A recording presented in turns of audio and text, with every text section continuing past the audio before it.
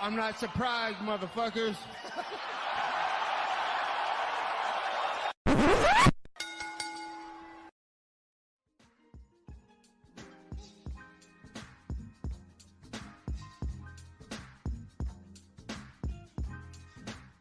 What is up, ladies and gentlemen? Welcome back to the Courtside Soundoff podcast. Once again, I'm Josh and Angel Ortega.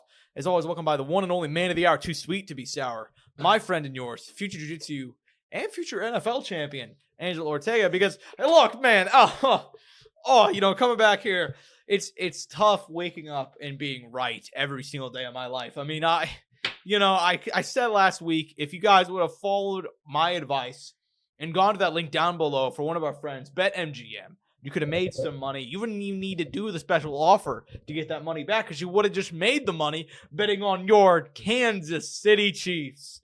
Back to back, Angels. So I just want to put that one out there. We talked about it last week for the non-football watching fans out there. I had to just throw that in there. A lot of cities across America, only one Holy Single Lombardi every year, and that's Kansas City. So, yeah, man, just had to throw that out there.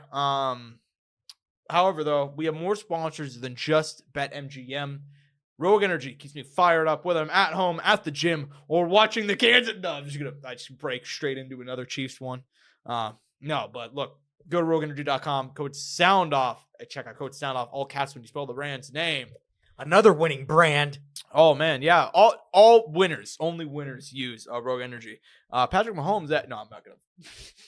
He actually endorsed it. No, I'm just kidding. No, legality speaking, yeah. but jokingly he did. ELYXR though, I'm sure he went home and enjoyed himself some ELYXR Delta 8s after the win, feeling real relaxed. Me, just like to take him, play some video games. People playing some Marvel Rivals right now. You can chill out, have a nice night with some Delta 8s if that's what you're into. They sell other stuff besides just Delta 8, but regardless of what you're getting, use code Soundoff at checkout for 10% off. There was a fight card last week. We'll recap the PFL in a few minutes, but I feel like we should just break into this UFC card going down this Saturday night from the Kingdom of Saudi Arabia. Riyadh season is the party that never stops. By the way, it's funny you say that because I saw a comment. They're like, "Does Riyadh season ever end?" It was like question mark. Does Riyadh season ever end? Riyadh season never ends, my friends. It was really funny because I was like, you know what's funny? I've been saying the same shit for weeks on this fucking show. Yeah, dude, Riyadh season never comes to a close. It's just that much fun in Riyadh, actually. I saw like a video, no bullshit. I saw a video of Saudi Arabia, like Riyadh from like 10 years ago versus now recently. And like, dude, that city you can tell they're pouring billions of dollars into it. Like they're trying to make it like the Vegas of Saudi Arabia, which Vegas they're also pouring. Just like Macau. Yeah, like they're just pouring a shitload of money into it. What was that shit we saw? The Macau's the Vegas of the East, or what was the shit we saw? Something like that. Yeah, the Vegas of the East of China, or whatever. But look, dude, you don't even need to go to Vegas because for this Saturday night, UFC Saudi Arabia, you can actually follow that link down below to have some fun with our friends at BetMGM. According to the current line for this main event, 5 rounds, Israel Adesanya's first non-title fight since a decision win over Anderson Silva in early 2019. 6 years later, he is a minus 160 favorite against Nassourdine Imavov, the sniper, coming back as a plus 135. Listening to Israel Adesanya in the build-up to this fight, you can see that he wants to make a statement. And for a guy, like I said, has not had a non-title fight in years, it doesn't get much bigger a spot like this in Saudi Arabia. Decent, actually not even decent, a very good undercard in my opinion, a great co-main event. And facing a guy, Nassourdine Imavov, who at 29 years old looks like he's ready to break through. He's had a few fights where it looks like, okay, this can maybe be his moment, and then he'll suffer, a loss to Sean Strickland or something like that. Phil Hawes upset him a few years before that. It looked like he was ready to break through. But this time, it really looks like he's ready to break through. 3 wins in a row. Roman Dolidze, knockout winner with Jared Cannonier, and a come-from-behind win over Brendan Allen in September has him on the verge. He wins a title shot with a win. Do you think he can get past the last style bender this Saturday night in Saudi Arabia? I mean, dude, like, I felt like for a while there, like after the Izzy loss against Dricus, people were kind of talking like, "Oh, is this the end? Is the time finally come?" And it's like, dude, this guy is still like extremely hyper competitive, and will probably fuck up still most of the division. I mean, we're talking about if you don't consider him the greatest. I'm not saying that's my answer, but if you don't consider him the greatest, at worst, this guy's the second best middleweight of all time. At worst, you know. And I think he has a little sizable lead over a bunch of the other guys behind him on that too. And obviously, there's such a big gap from first too. But nevertheless, the guy has performed time in and time out. He's made for these 5-round events. He's made for these fights. He's been in the spotlight before. You know, this moment is nothing new to him, like the guy across the cage from him. You know, and he's beat the better competition. He's shown championship caliber. He's capable of finishing. He's and doing it with style. You know, that's always a big thing. Where with Imavov for a while, that people were selling us on potential, and then he'd have these highs and lows, and then the Roman Dolidze fight was very like underwhelming, and I was kind of like, I'm not sure if I see UFC champion this guy.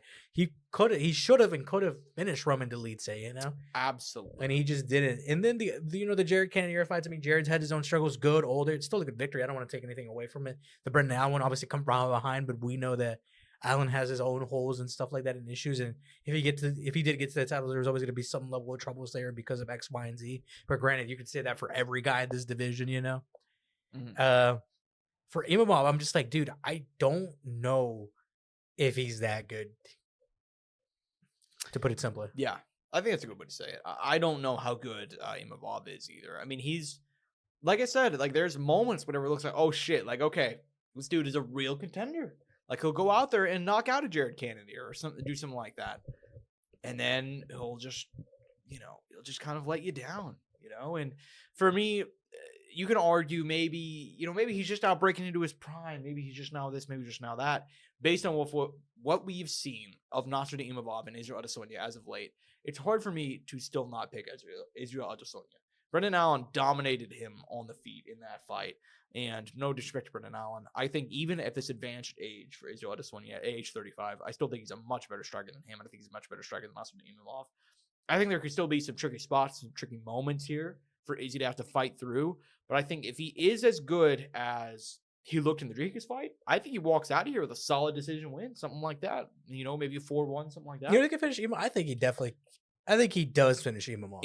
I think if he wins, is a very tough guy though. I mean, he's been stopped once in his career was by submission in his first career fight. I mean, yeah, that's yeah, guillotine choke back in 2016. So he's a hard guy to kind of rate in as far as like a lot of different ways. One thing I'm not worried about is his toughness. I think he probably will go the full 5, but I do think Izzy's just, I don't think he has the ability to take this fight down to the mat. And, you know, I mean, he could try, but I don't also think Izzy knows how to manage a 5-round fight. Like he knows how to win rounds on a 5-round fight. Yeah. Like it literally just comes down to like, okay, one of these guys has fought 5 rounds in Imavov, I believe twice.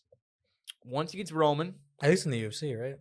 Yeah, once against Roman and once against Sean, and that's it. He won one of those by majority decision against a half-dead Roman Dolidze in the championship rounds. And then he lost to Sean Strickland, who stepped up on 8 days' notice. Who pushes the pace.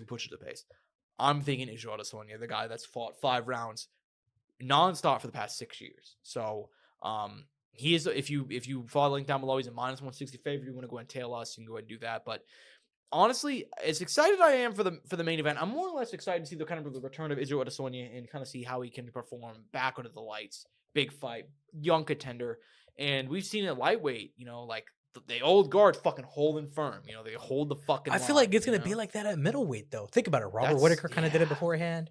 It's the vibe. I kind of expect Izzy to do it the same. Like he was the champ. Like I feel like that top 4 or 5, like Izzy, Robert, Sean, Rodriguez. I feel like those guys are gonna hold that space down for a while. Maybe you'll get a guy in and out here and there. Maybe it'll become 6 of them instead of 5 of them or whatever the number may be or however it is right now, or 4 of them.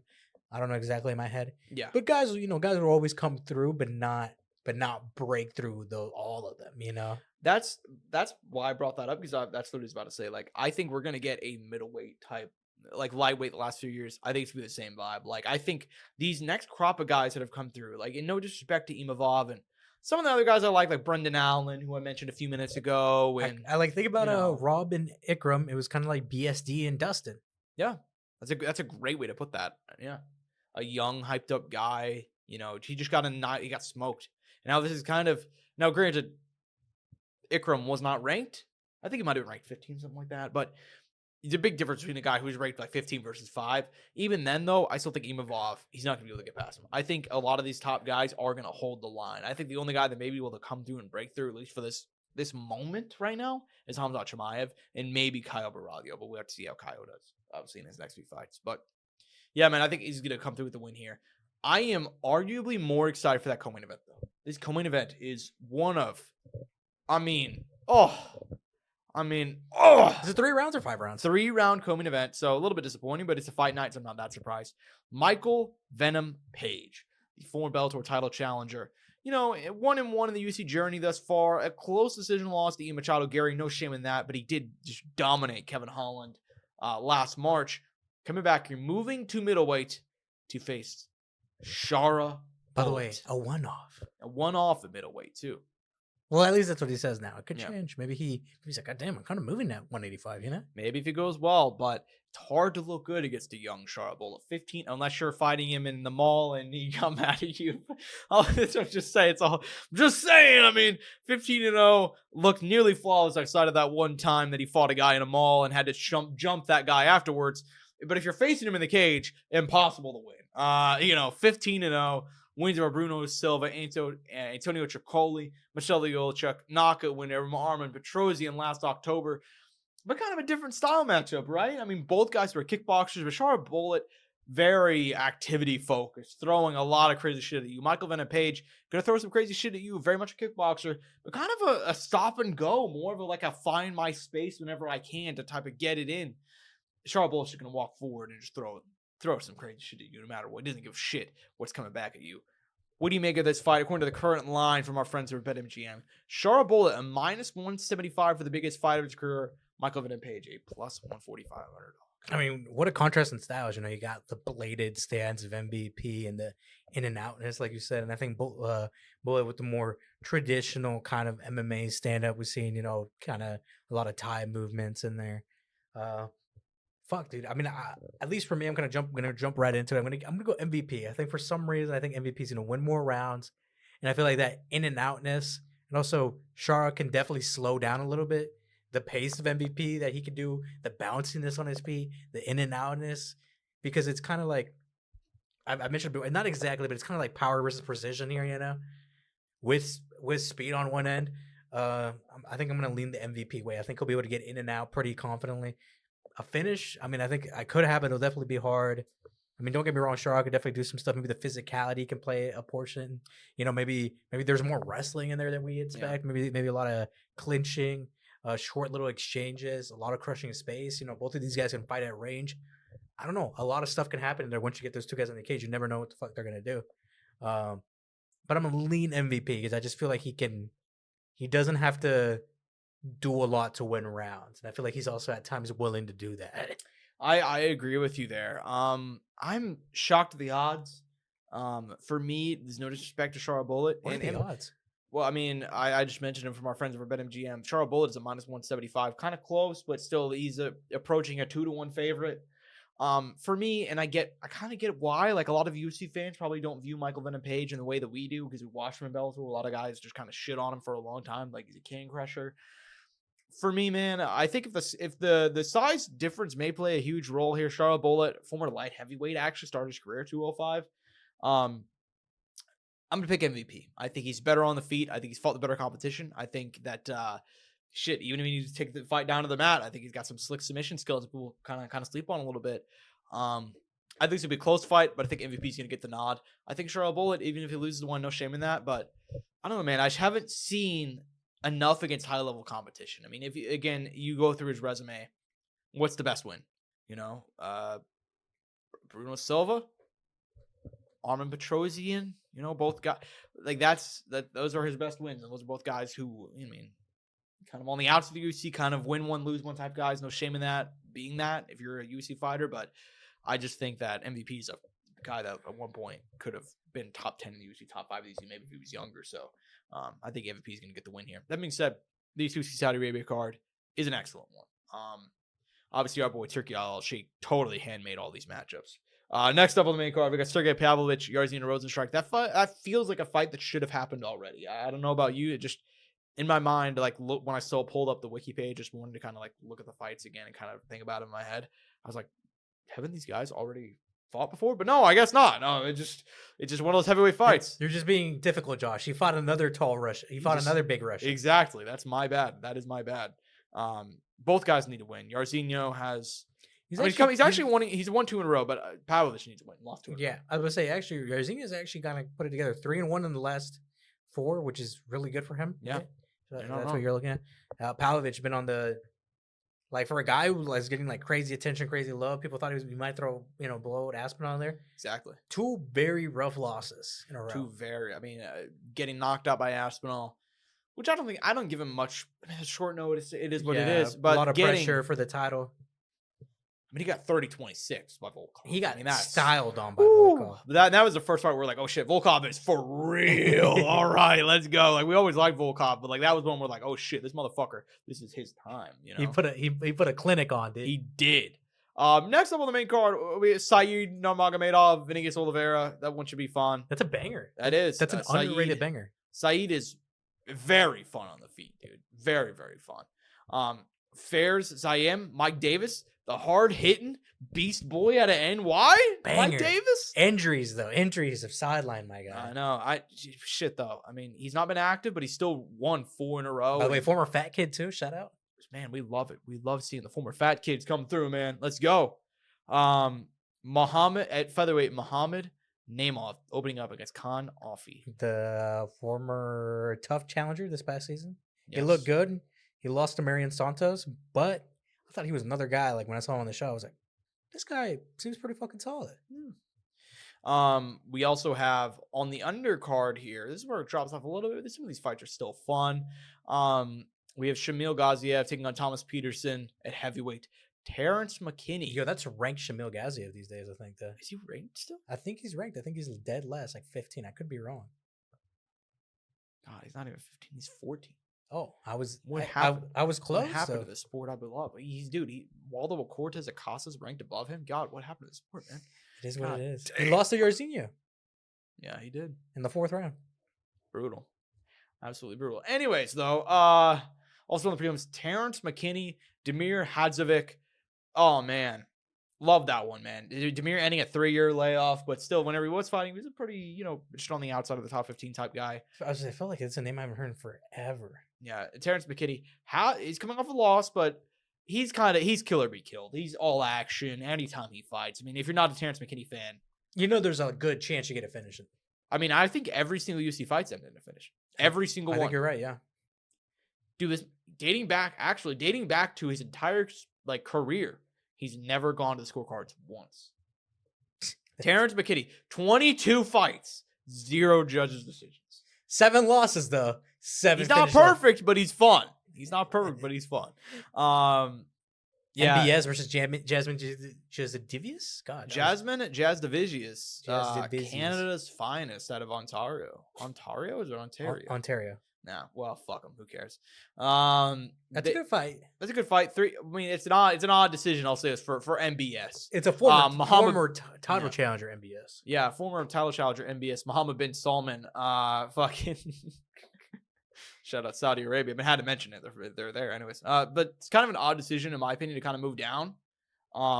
She fought for the title. She had that incredible run where she beat Holly Holm and all those gals. Got the title shot, won the first round, gassed out instantly, and then she fought Macy Chiasson in a low key banger, one of the low key. And she only lost because of the cut. Yeah, where they were they were throwing, dude. That was a great fight. Now she's moving down in weight, and whenever she kind of really struggled at 125, an interesting decision for the Brazilian. Maybe she's a little bit more ready now. She thinks she's more mature. Maybe she thinks she could do better weight cuts. Maybe she thinks she could do some shit right here. That could absolutely be it. That could be it. But we'll see. We'll see. In as far as the rest of the card, Hamdi, dude. Hamdi, we got talk up your boy. I'm just gonna let you go. Talk about Hamdi opening up the. Hamdi Abdulwahab was a former, I think, at least wrestler in some capacity. He got banned for steroid use. Let's just say how it is, Josh. He got banned after one fight. I mean, looking back at it, look, I'm not fucking surprised. Like the pace that boy had on and how tired he looked, but he kept going. I mean, some would say it was enhanced, and Dude, come to find out, it was enhanced. Yeah, Come to fucking find out, it was enhanced. Yeah, guy was. And he seemed so fun, and you looked at him, and you saw that build, but now we know why he looked the way he did, man. And I'm curious to see. Maybe he's still pretty fucking good post. You know? Yeah, I mean, I guess funny enough, it is post USADA. It's what is it now? drug-free sports. Drug-free. And sport. everybody knows that they're totally taking it as serious as USADA did. I mean, we've seen all these drug test failures, all these people who've had change of physiques.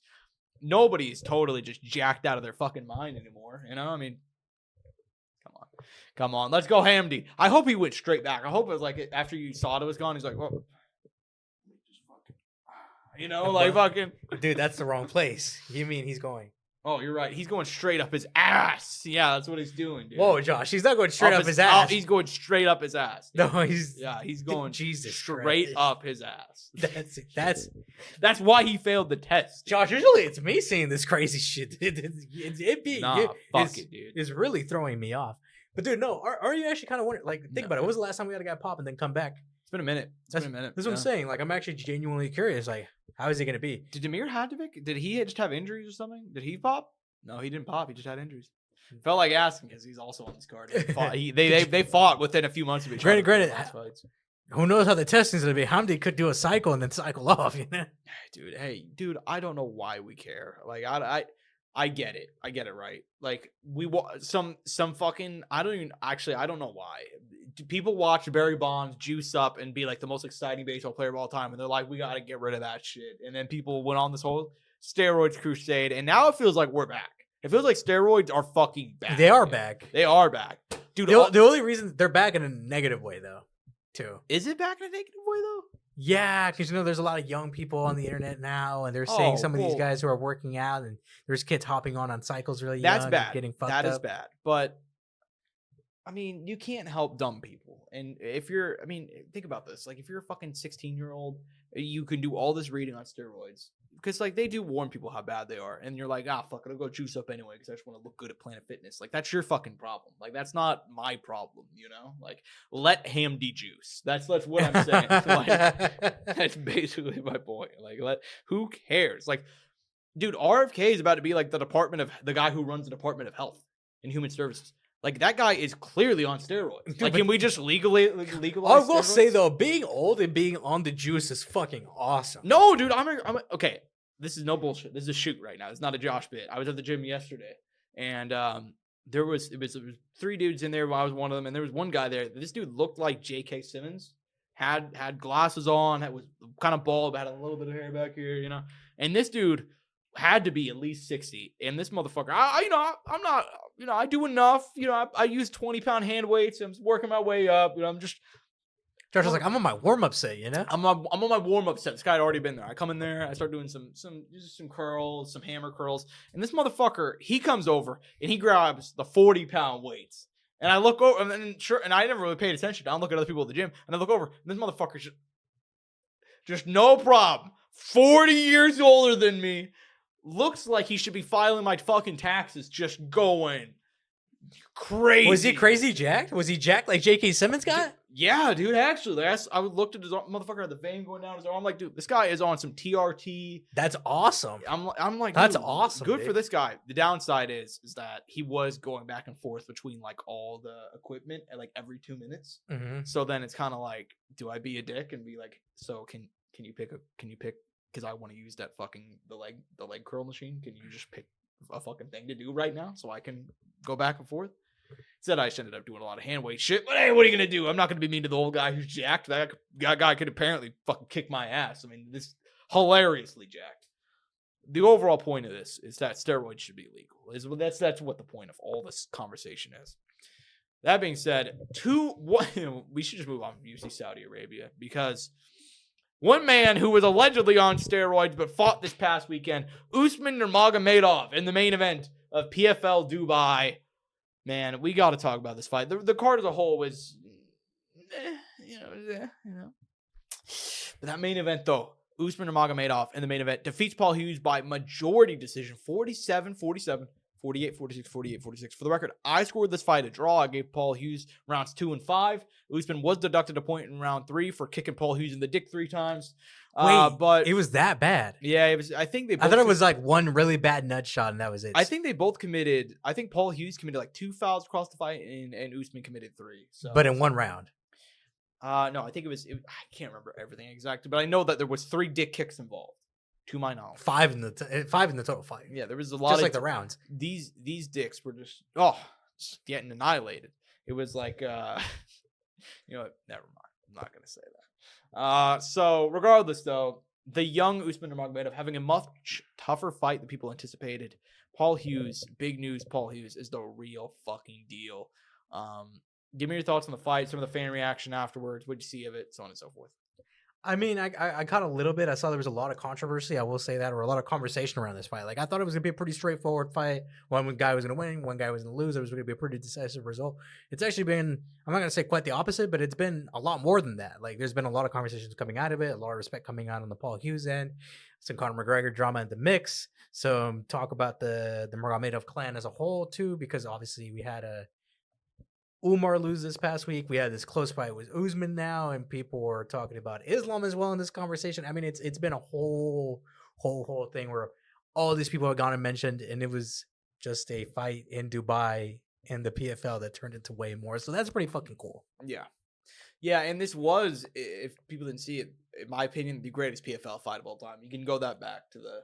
Yeah, I mean, it was back and forth. All I got to say, Eddie Alvarez, Michael Chandler won. Still lives. I'm not counting that. I'm not saying non-UFC. I'm saying PFL specifically. In like the 6 years you've had the PFL, 7 years, whatever. Whenever they bought out World Series fighting, because I'm not even counting World Series. I'm trying to think what other banger PFL. I know I can think of some. Well, dude, what was it? 10 knockdowns. That Lewis McGrillen versus I can't remember the poor guy's name, but yeah, that one was a banger. Clay Collard against Jeremy Stevens. Clay Collard. Pacheco Harrison. 3. Yeah, that was another one. But for me, Nurmagomedov, Hughes, above them all, cinema, dude. Cinema. Paul Hughes going in there as a huge underdog because, unlike it's a Dagestani fight. Every time a Dagestani fight, they're 8-1, 9-1, 10-1 favorite. And Usman had not even really lost a round in his career. And Paul Hughes went in there, and in the first few rounds, it's looking like, okay, well, Paul Hughes is getting outworked here. Especially in round 1, he got outworked. But in round 2, he came back. He had a big round. It was a lot of just momentum shifts, but in round 4, there's a part where Hughes just gets the takedown. The crowd starts roaring, and it's like, dude, okay, this shit is some cinema. Like, Usman, you got to dig fucking deep. And Paul Hughes came back in round 5 and fought his ass off, and it was a fantastic fight. The momentum shifts, the way the crowd reacted, everybody was into it. Would you rewatch this fight? Absolutely. I need to go ahead and watch it. I haven't watched it since. I've only seen clips and pictures. Yeah, I mean, they're gonna run this fight back as they should. Usman said like Paul Hughes has to do more to earn it, but like, dude, this is the fucking PFL. What are we? Who are we lying to? Like, who else are we? Fuck. Like, I don't even know who else they could reasonably throw in there to where anybody would. Dude, someone needs to make a meme, but it needs to be like Nurmagomedov, and it's like, it's my birthright. It's like, literally. You want a title shot? It's my birthright. Yeah, literally, dude. Like, Umar Nurmagomedov should get a title shot against Merab again. Why? It's my birthright. Like. I'm sure there's some fucking meme out there someone can make. Anyways, but they should run this fight back easily and run it back in Ireland. Paul Hughes went into Dubai. Middle East is Dagestani territory. Man, why are you lying to yourself, Josh? Care. You know they're not doing it in Ireland. They should, though. I mean, you're not wrong. I mean, that'd be some hostile environment though for the Dagestanis. They may reject that. They might need like the equivalent of the FBI in Ireland to protect these guys. Shit, they might. Yeah, I mean, the reality is that I think Usman would probably reject it if they're like, we got to go to Ireland. But Paul Hughes did come in here and fight in anime territory, so they should repay that. Yeah, at least neutrals. I understand technically he's not from Dubai, but come on, dude. Like the Nurmagomedov clan has ties all throughout the Middle East, so yeah, I mean, I would like to see them run that fight back. We'll spend a minute on this co-main event, Paul. I'm happy you enjoyed the fight. Yeah, it was a great fight, man. Great fight.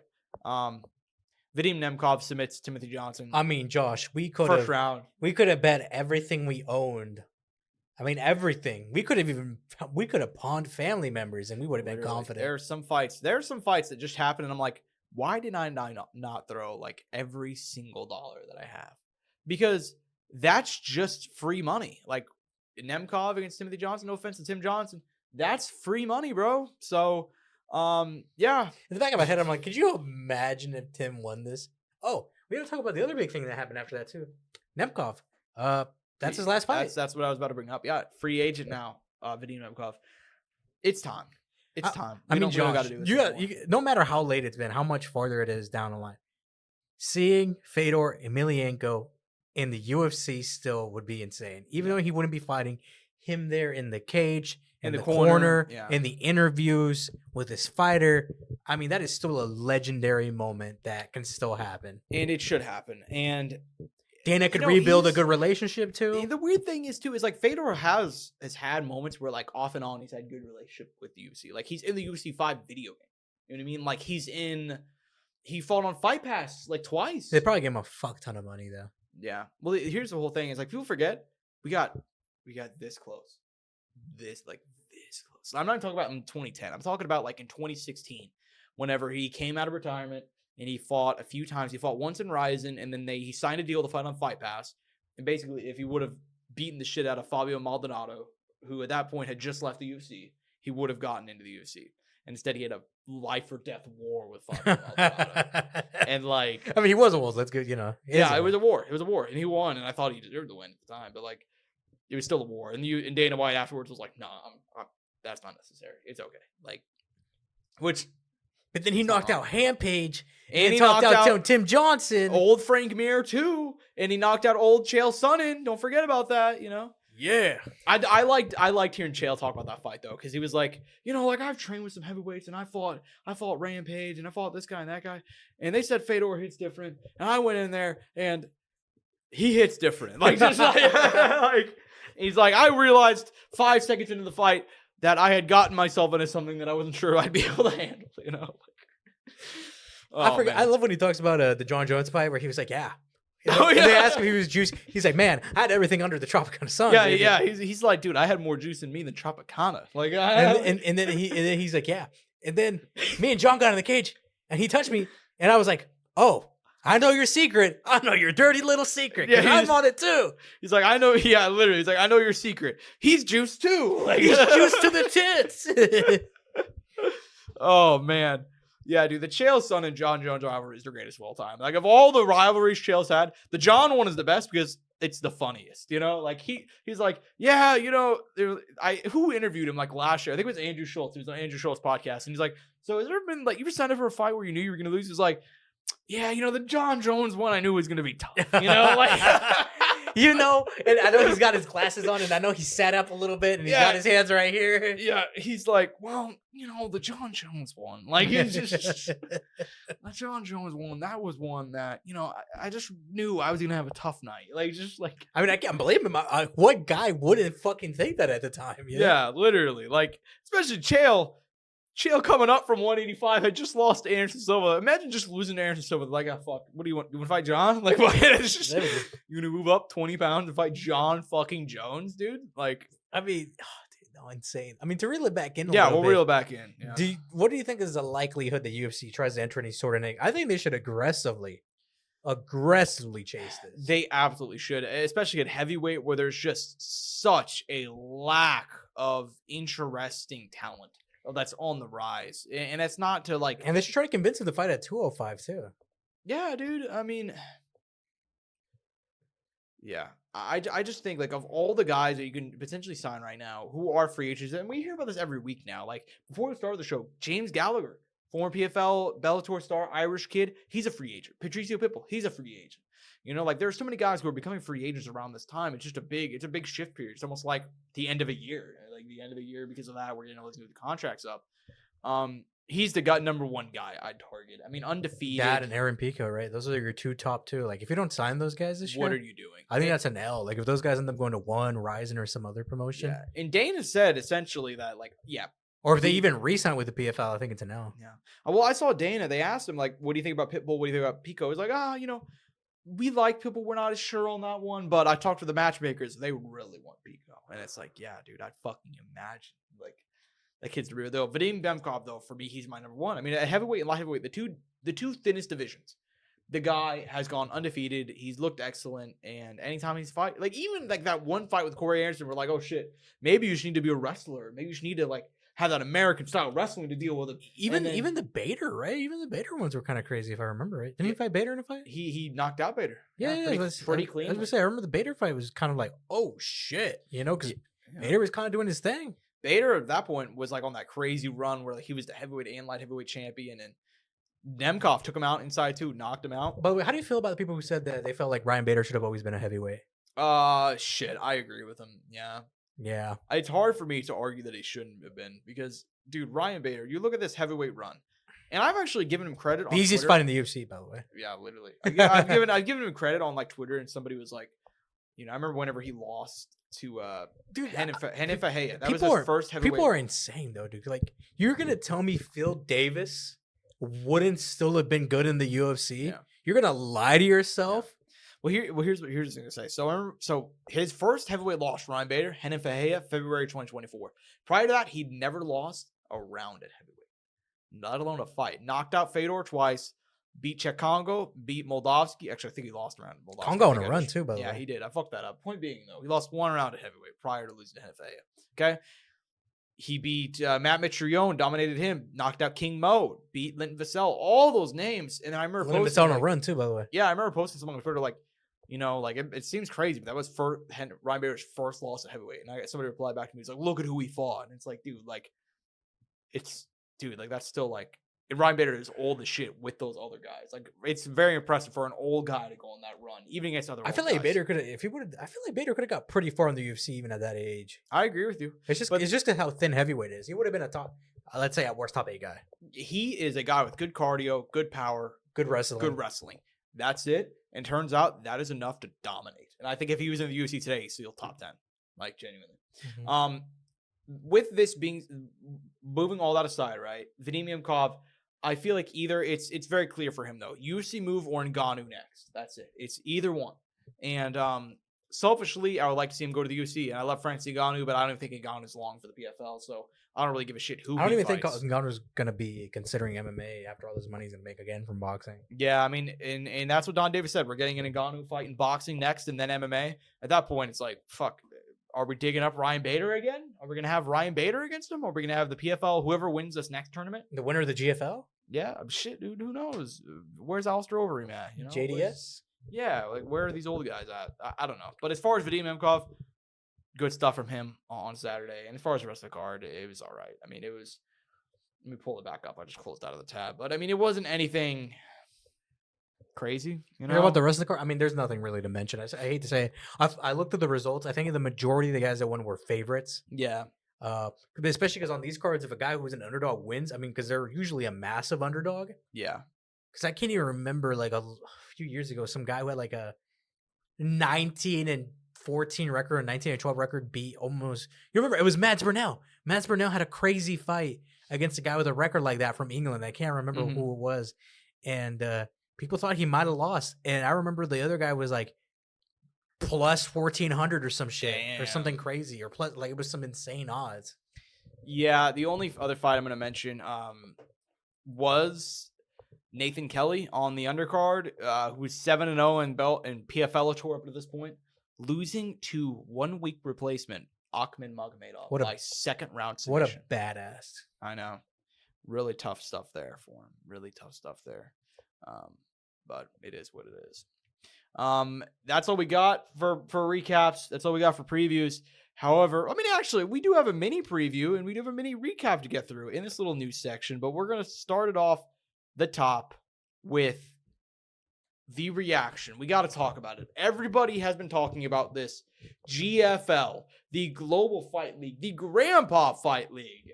The majority of the league is over 35 years old. I don't necessarily think that's the big issue here.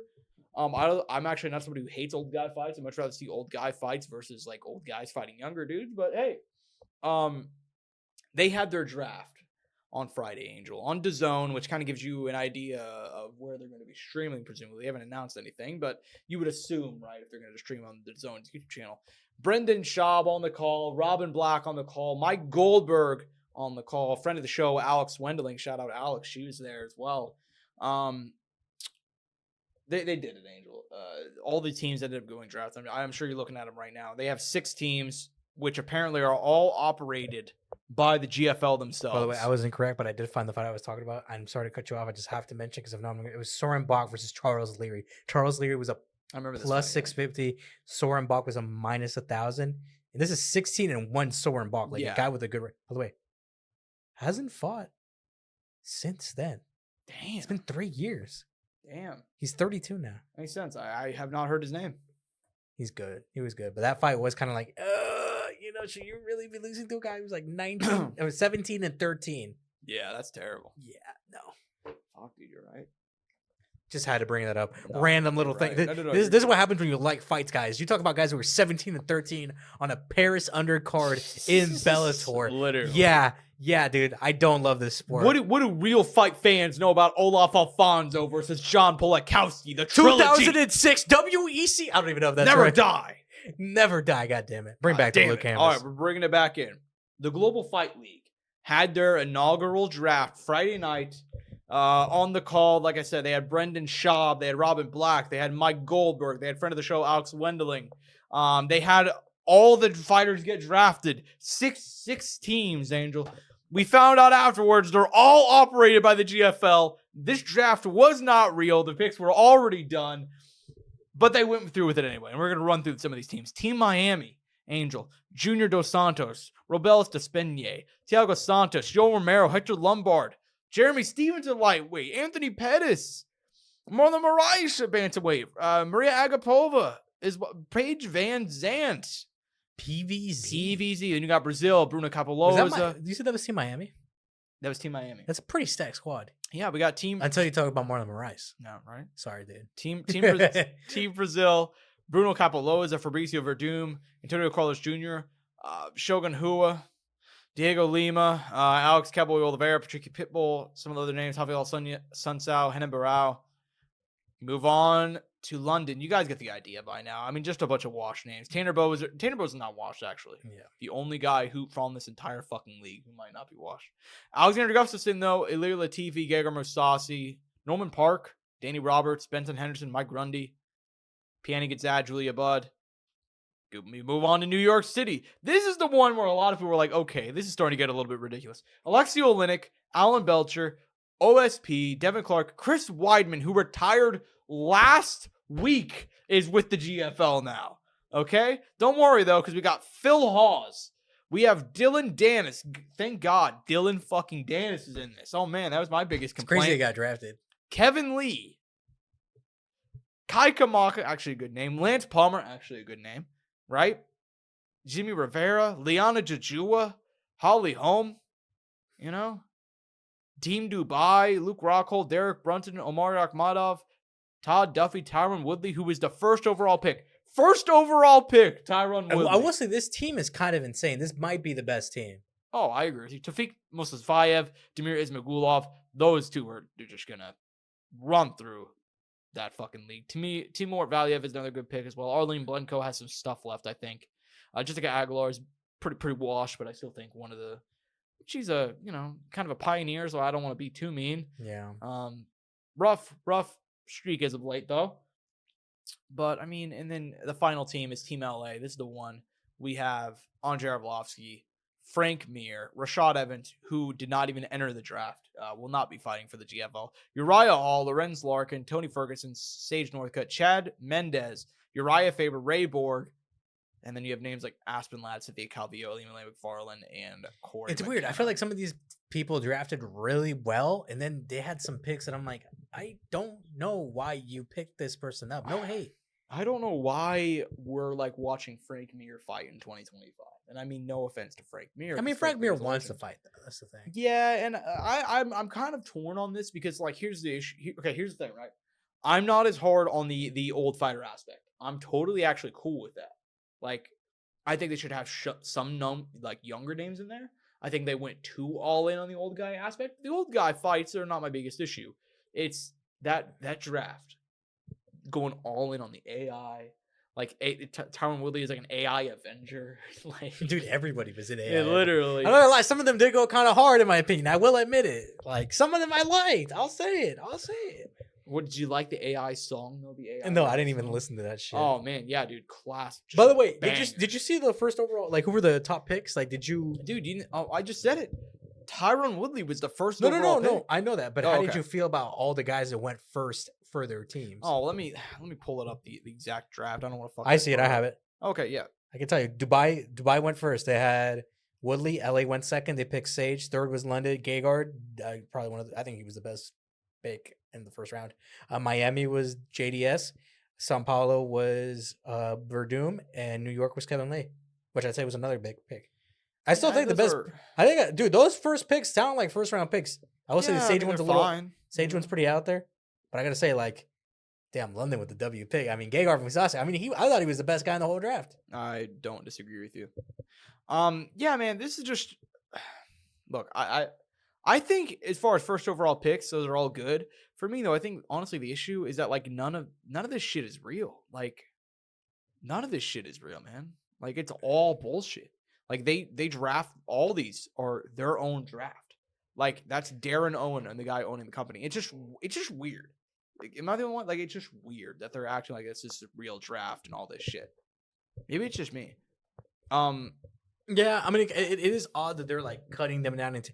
But I do want to believe that maybe they did sit down. They were like, all right, we'll draft the teams, but they drafted a Bahor. You know what I mean? I kind of want to reach out to maybe they've been sending me press emails. I may reach out to them for an interview. I mean, I got a lot of questions. I'm sure you know this, but you know a lot of it, like, you know, like in the NBA and the NFL, like a lot of draft picks are kind of already done way before. Yeah. But like guys know they're. I mean, granted, stuff happens on draft night. Yeah, teams change. They're like, you know something? We're not gonna go this way anymore.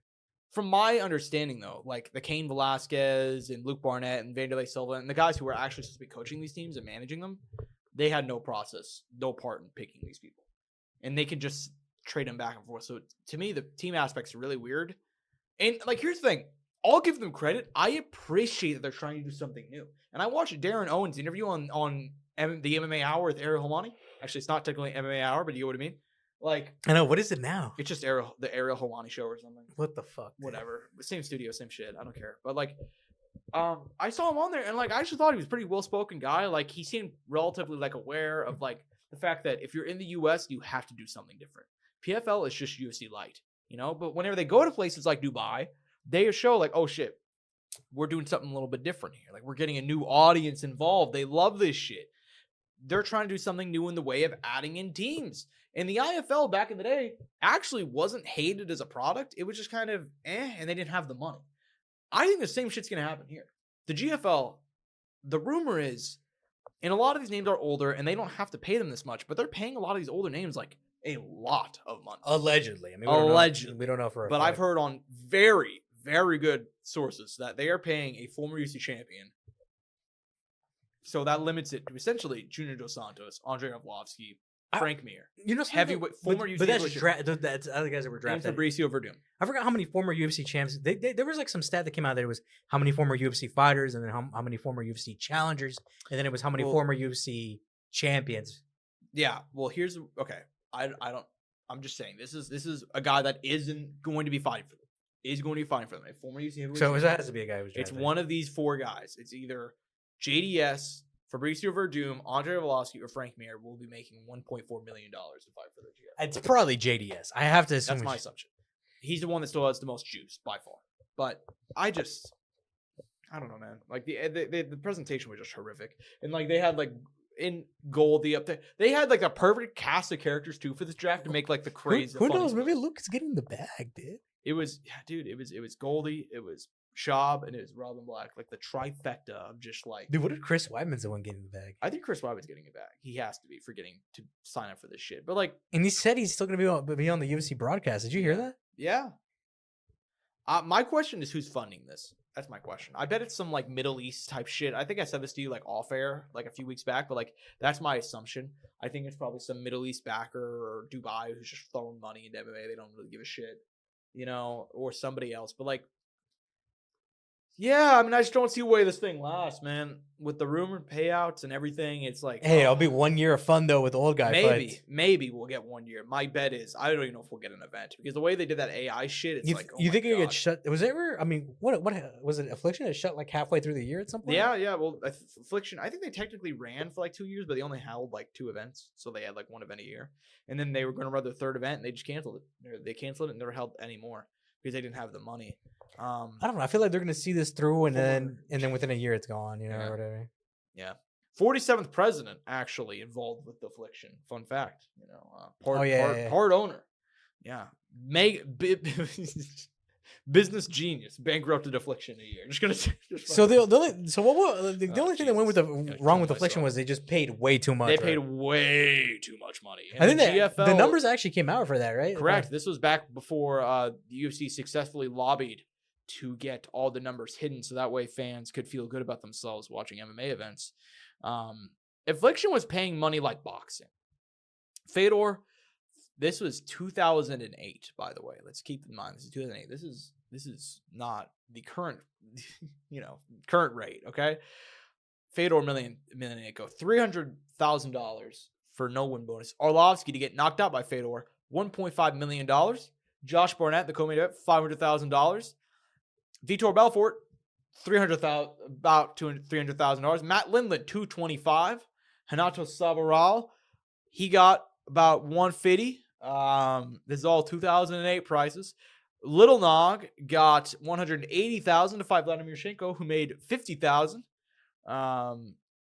Yeah, some of these are. Paul Buentello made $110,000 on the undercard. Some of these guys got the fucking bag. Yeah, dude. Some of these are just, they paid $3.3 million on their payroll for their first card. That was the second card I was telling you. Dude, Arlovsky made out like a fucking bandit. This guy had made $750,000 to show and $250,000 to win in his first Affliction fight.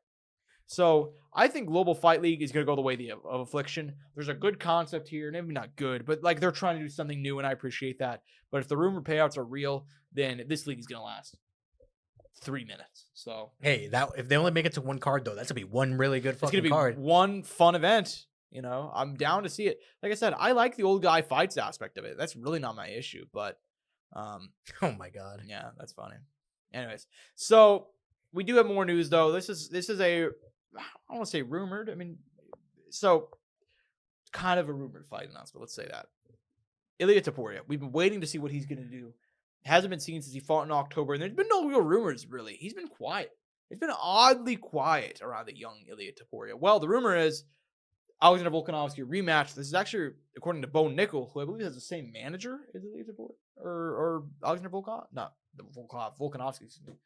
Wrong Volk. Apparently they have the same manager. They're going to be fighting UFC 314 Miami March. Give me your thoughts, man. I mean, like this seems. I don't want to see Volk lose again, but I guess he probably does deserve a title shot given everything happening. You know, as far as like obviously his incredible winning streak at featherweight, he has lost 2 in a row, but I mean, you still kind of got to give it to him, right? What do you think, man? Yeah, I mean, I don't know. I kind of was gonna be pretty happy if they went to Diego Lopez route. I mean, I just don't. I don't know. I just have no interest in this fight really that much. I mean, I'll watch it because of the big names that are involved, but I don't know. Yeah, I'm kind of something just doesn't sit right with me. It just doesn't feel like the right direction personally. But I'm not gonna sit here and complain and say that it cannot be a good fight, you know, and it's not gonna be interesting. But I'm just more curious about what could happen with Diego Lopez, you know. To the people out there, I mean, I don't know. Or do you guys want to see a Volkanovski Topuria rematch at this point, or would you rather see a Diego Lopez Alexander Volkanovski fight fresh matchup? And then the Volk and Topuria fight is still on the table.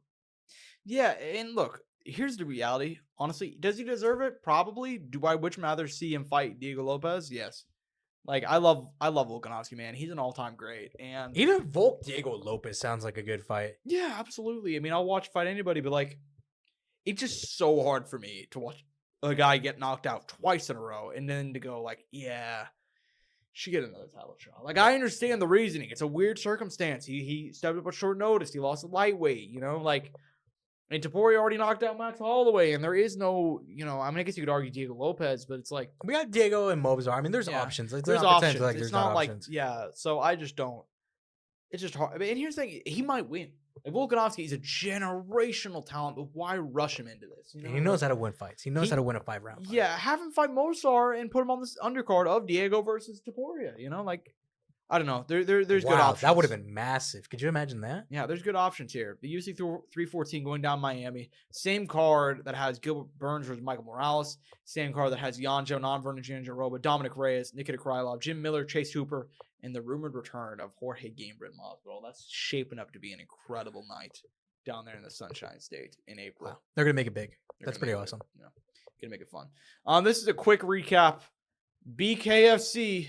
Knucklemania. Actually, don't even know. Knucklemania 5, Angel. Not just Knucklemania. Knucklemania 5. We're up to 5. Knucklefucker 5? What? No, Hey, whoa. By the way, did you see that one of the stats they showed for their fight, like pre-fight, was fist size? I did not see that. Sure, that's a fetish, but Oh shit. Oh. How you doing? No, but anyways, so this card, man, I don't have too many thoughts on the undercard. Ben Rothwell got a knockout win. Beck Rawlings. By the way, that was a vicious knockout of Ben Rothwell. Yeah, brutal knockout win. Rowdy Beck Rawlings, who's still fighting around here, man. I thought she was done. She hasn't fought in 2 years. Stepped up to fight here. Got a win. Good for her. But yeah, the main event's obviously the one we should be talking about. Jeremy Stevens knocks out Eddie Alvarez. Well, I guess it was more of a corner. It was a stop, and she broke his jaw in round 3. Dude, gotta be honest with you, I kind of love this Jeremy Stevens resurgence right now. Three wins in a row. BKFC faced off with Conor McGregor afterwards, and he just got drafted in the GFL. Good for Lil Heathen, man. Good for Lil Heathen. Now a free agent too. Could you imagine if he got that Conor? I mean, it's not gonna happen. Especially, no. I will say, like with the backstory and all that. Oh, the promo could have been insane. Oh, it would have been incredible. Right here, the hardest hitting 145er. Who the fuck is that guy? Bam, promo into the fight. Boom, there you go. And they faced off afterwards, and Conor was just fucking zoinked out of his mind like always. You think he was geeked out? Dude, he was visibly geeked out. I don't need to ask. No, dude, I think Conor was sober. Come on. Josh is like, if that's Conor sober, I'm afraid to see him under anything else. Literally, I mean, you know what happens whenever he goes on substances. So I'm just saying. That's not me saying that. That's him under oath in court being like, yeah, I did a little bit of coke that night. Just fucking. But who has it, Josh? Let he throw the first stone. Who hasn't? Who hasn't done a little bit of coke? I mean, look at John Jones, dude. Who has it? And that's, everybody knows, the number one man to compare yourself to. Or if you're the GOAT, Jones. Lawrence Taylor, you're doing fucking crack at the stadium and falling asleep and then waking up on game time, dude. Suiting up. Crazy to me, and then getting like 10 sacks out there. What's crazy to me is that like that shit totally still happens today. I bet like there's somebody out there for like the Giants or the Jaguars. Some guy just getting blackout drunk every night. He's like, well, I know I can't make it home, but I am at the stadium. I remember there was some dude. It wasn't some dude actually. It was Aaron Rodgers. They're like, hey, have you ever like gotten hurt and like played high? And like, it's like, yeah. It's like, what do you play on? He's like, oh, I played on some. Nah, man, what the fuck did he play on? Oh man. What did Percocet? He got high and played on Percocet. That's what it was. He was like, yeah, what do you... And then there were like edits that came out. And it's like Perk Rogers and I remember seeing that. Yeah, I was really confused. Shout out Perk Rogers. By the way, I'm not sure if heard about this. Kurt Angle? Yeah. He said that he would like fans to not use the Perk Angle name because it reminds him of like a really bad time in his life when he was on drugs. And he actually instead suggested that fans use Peak Angle. And I'm like, you know what? Let's fucking go. Peak Angle, dude. King. I respect. I kind of respect that. I know. That's based as fuck. That is based as fuck. We love Kurt Angle here, man. We love Kurt Angle. Great man. You think Kurt Angle could beat Brock Lesnar in a UFC fight, man? What do you think? Gun to your head. 2008. No, because of the severe neck injury. Fair enough. Even if he got injected with whatever they were injecting into his neck during the Olympics, I don't even think it would make a difference at that time. Probably not. But anyway. If that guy fought from the movie Foxcatcher, who did fight in one MMA fight against Brooklyn. What's his name? I always forget it. I feel so bad. Oh, man. I can't even remember his name right now either. That's so terrible. I just watched a documentary like a few months ago about it, too. Really? Yeah, Team Foxcatcher. He's fucking... Dave Schultz is his name. Dave Schultz.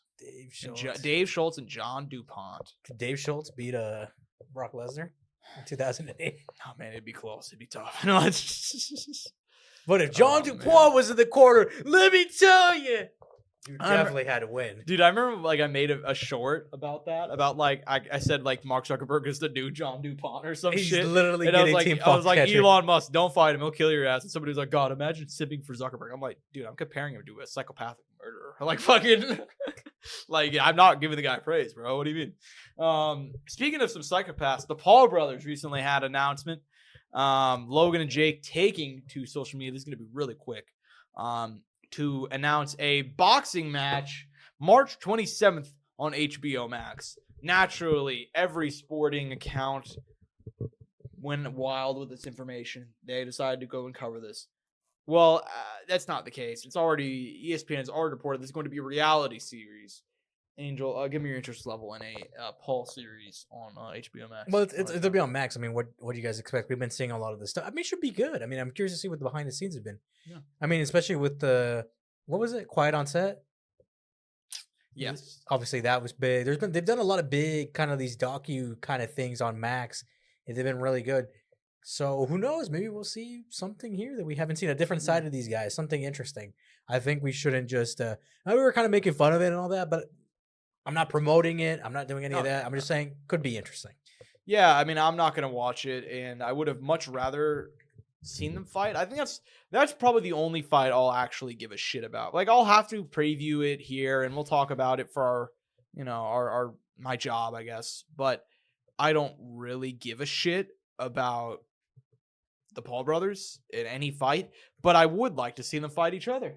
Fuck it. Who cares? Kill each other, man. I don't give a fuck, Yeah, that's crazy, Josh. Just actually, speaking of creators, Creator Clash 3 just got announced right now as we're on the air here. No official announcement, but they just put up a timer online. Creator Clash 3 influencers will pay. So hopefully, friend of the show, Harley, can get some get that Ben Davis. Ben Davis. If we have some, if we know somebody fights on there, we'll interview him. We'll be fun. Right.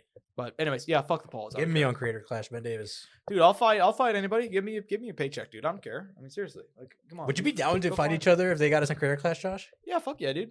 I mean, why not? We're both making money. You're not wrong. We're both making money. Like, and then we'll just go out and get some food afterwards. And we'll do in this version. It's just you and me flying out somewhere, and then fighting, and then just having a vacation. Like, that's what. It's, you know that whole scenario would be like, oh yeah, we would like shit talk, joke around, we get there and fight, and then it would just be us like one of us would just gas out and be like, fuck man, you got me good, aka one of us gassed out. Yeah. And then we get out of there and be like, you want to get in and out? Yeah, literally, dude. Like, they fought in Orlando last time, dude. I want to fucking go to Orlando. Like, give me in the fighter hotel, you know. Dude, we'll fight and then stop over at Universal, bro. Like, it'll be fucking sick. Right. Anyways. This is the last bit of I don't even know if this is news. This is a mini preview. Amazon pay-per-view event Saturday night. How much is this costing, by the way? Oh man, let me I know you mentioned the price before, but I want to hear the price again, just so I can reiterate if I am or not going to pay that price. Which it probably won't pay that price at all. Let's find out. This is going to be Prime pay-per-view. You go to my local Buffalo Wild Wings, baby. Oh, absolutely. You know me. I'm always going to the local Buffalo Wild Wings. I mean, sometimes I'll pay. Yeah, I'll be nice. $79.95. Y'all got me fucked in up. The big 2025. Y'all got me fucked up. I wonder if it's less if you have Prime. It probably is, but not by much. I even have Prime actually, so that's what that price is with Prime. Were you logged in right there? Yes. I'm double checking on my phone just because you never know. But continue. Yeah. So in the main event of this card, which is actually a very good PBC, you are correct. Very good PBC card. In the main event, two men who got tired of waiting around for Canelo Alvarez. The Davids facing off Amazon Prime. The Battle of David. That sounds like some crazy shit. The Battle of David feels like some shit straight out of the Bible. I have a better question. Do you think this could have lived up to the hype of the Battle of the Rafaels that we didn't get in the UFC? Dos Anjos and Fiziev. Yeah. Oh man, I think it's gonna be even better.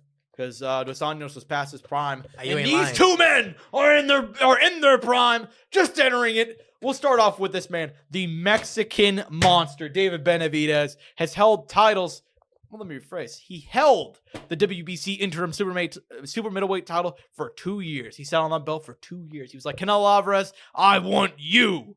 And Canelo Alvarez was like, oh, bro, you don't offer me anything. And then he went and fought 2 guys who gives a shit about Edgar Berlanga. I mean, honestly. However, hopefully his family.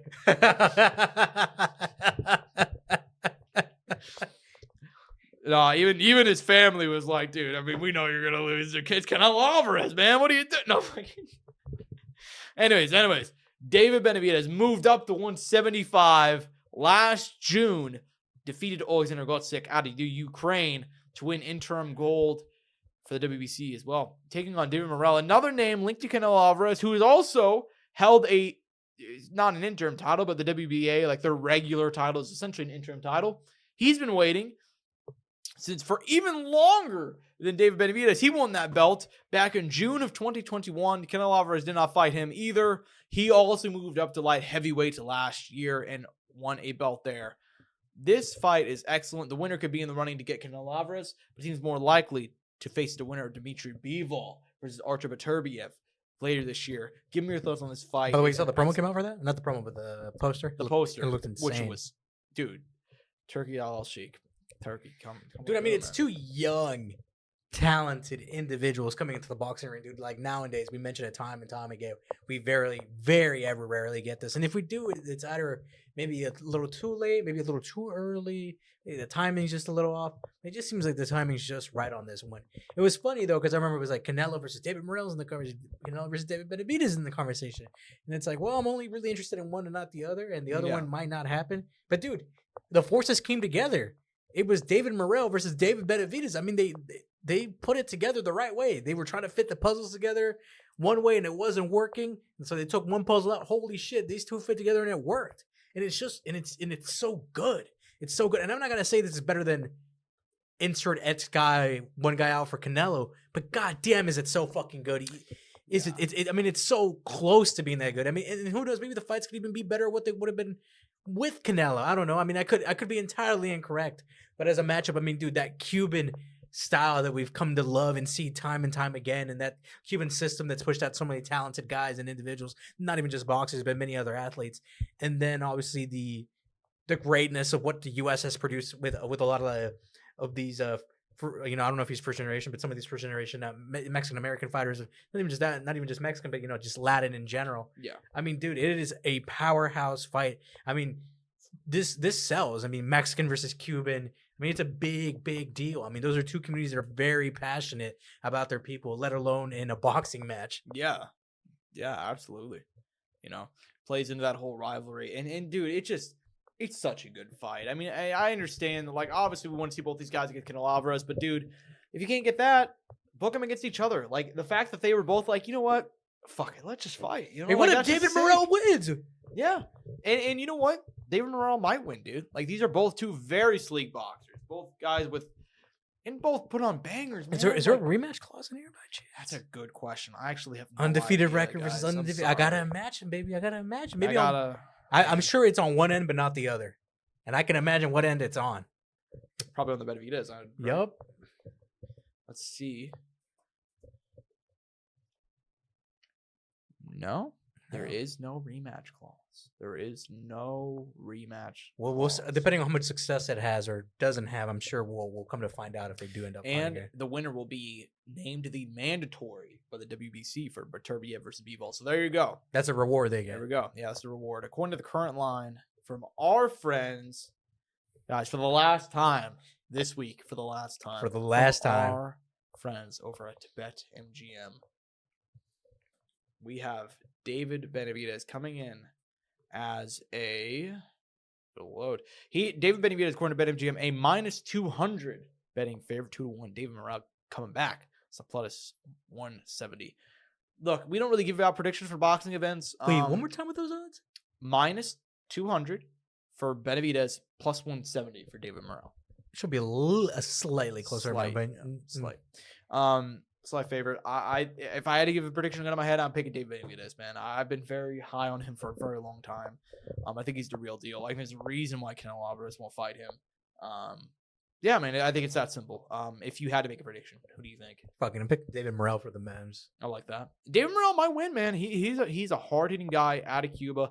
Tricky guy to deal with. I would not be surprised at all. Fuck, I'm picking David Morrell for the upset. No memes. Let's go. Well, I feel like he might do some shit, man. I don't know. He might. I got a feeling. I'm gonna go David Morrell. I'm confident on that. He's very good. He's very good. I'm betting my house on David Morrell. No, You just keep on going. Nah, fuck it, dude. I threw all my money on David Morrell. I actually pawned my car. The good news is that if you did throw all your money on David Morrell, and you followed that link down below, and he did not win, you could get up to $1,500 in bonus bets paid back. I just had to put it out there. Had to put it out there for the people.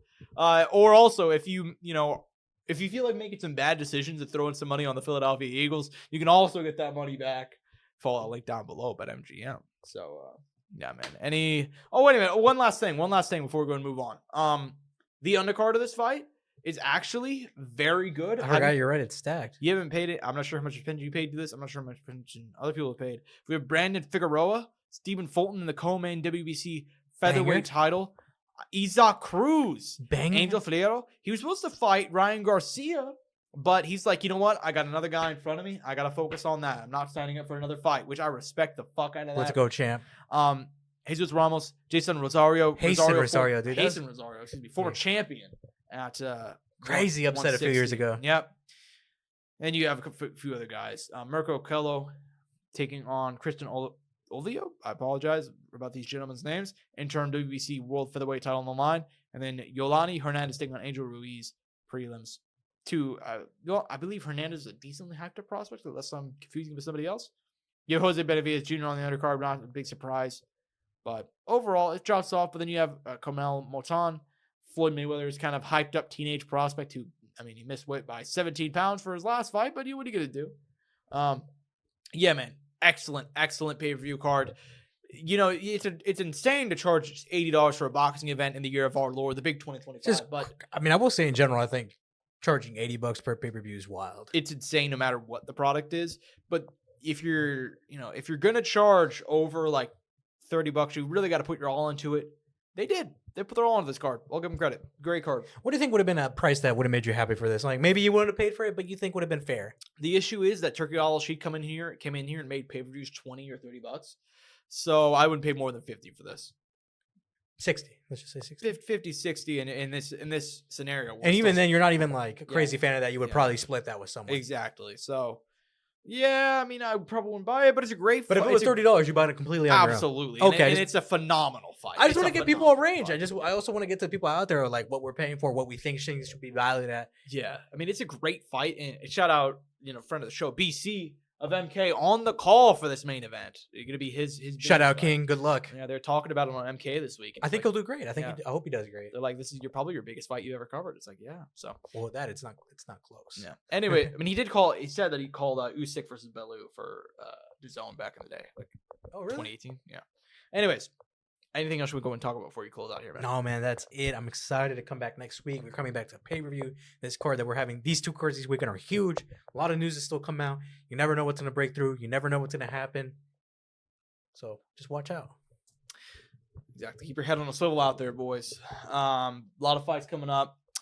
Hope you guys enjoyed this episode. I'm at Josh Soundoff on Twitter, at Courtside Sound for all things ELYXR, at Angel Ortega _01 for my boy over here.